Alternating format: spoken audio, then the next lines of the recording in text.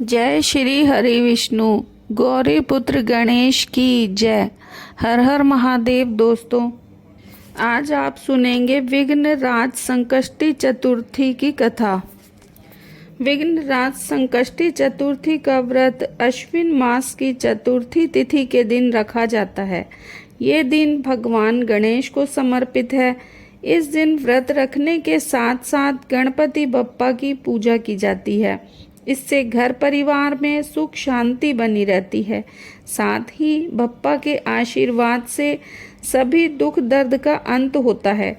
वैदिक पंचांग के अनुसार इस साल अश्विन मास की चतुर्थी तिथि यानी विघ्नराज संकष्टी चतुर्थी का व्रत 21 सितंबर को रखा जाएगा।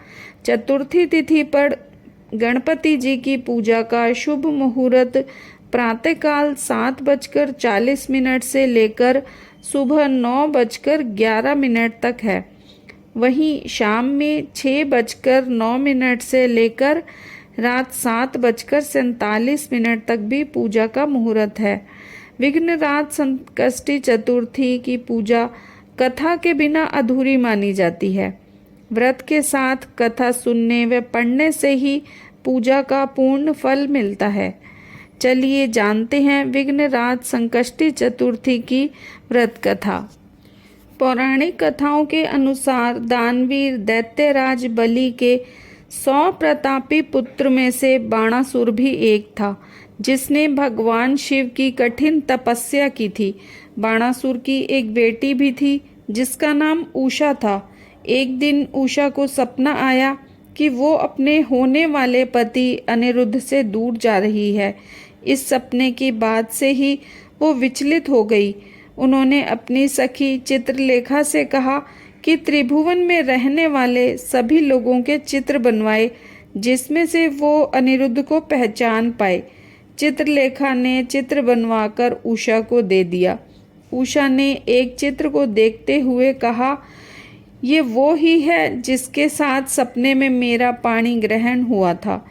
इसके बाद उषा ने अपनी सहेली को उसे ढूंढने का आदेश दिया। अपनी सखी के कहने पर चित्रलेखा ने कई स्थानों पर अनिरुद्ध को ढूंढा। कई दिनों बाद द्वारकापुरी में अनिरुद्ध मिला, जिसके बाद उसे बाणासुर नगरी लाया गया। अनिरुद्ध के गुम होते ही राजा प्रद्युम्न अपने पुत्र के शोक में चले गए।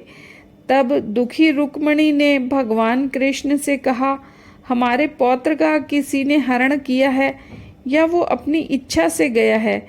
कृपया बताइए, नहीं तो मैं अपने प्राण त्याग दूंगी। रुक्मिणी की बातें सुनकर श्री कृष्ण जी ने यादवों की सभा बुलाई, जहाँ पर उन्होंने लोमेश ऋषि के दर्शन करके उन्हें सारी घटना के बारे में बताया। तब लोमेश मुनि ने कृष्ण जी को बताया कि बाणासुर नगरी की उषा नामक एक कन्या की सहेली चित्रलेखा ने आपके पौत्र का अपहरण किया है, जो बाणासुर के महल में ही है। इसके आगे उन्होंने कहा, आप अश्विन मास में आने वाली कृष्ण पक्ष की चतुर्थी का अनुष्ठान कीजिए। इस व्रत को करने से आपका पौत्र वापस आ जाएगा। श्री कृष्ण ने विघ्नराज संकष्टी चतुर्थी का व्रत रखा और संपूर्ण पूजा भी की। माना जाता है कि इस व्रत के शुभ प्रभाव से ही कृष्ण जी को उनका पौत्र वापस मिला था। धार्मिक मान्यता के अनुसार विघ्नराज संकष्टी चतुर्थी का व्रत करने से संपूर्ण विपत्तियों का नाश होता है। साथ ही जीवन में शांति और धन धान्य का वास होता है।